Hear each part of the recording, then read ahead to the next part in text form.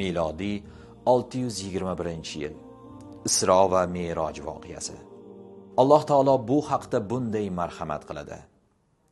O'z bandasi Muhammadni unga mo'jizalarimizdan ko'rsatish uchun Makkadagi Masjidul Haromdan Quddusdagi biz atrofini barakotli qilgan Masjidul Aqsoga tunda sayr qildirgan zotga tasbih aytilur. Dar haqiqat, u Sami, ya'ni eshituvchi va Basir, ko'ruvchidir. Ushbu kechada musulmonlar uchun 5 mahal namoz farz qilindi.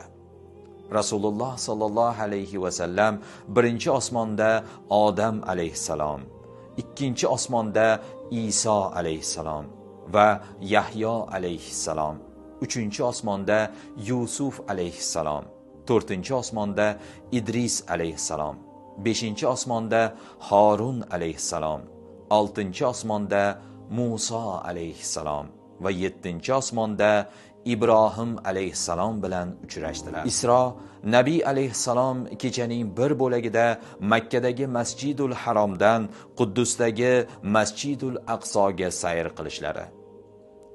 Me'roj payg'ambarimiz sollallohu alayhi va sallamning Quddus sharifdan yuqoriga, ya'ni Allohning huzuriga ko'tarilishlari.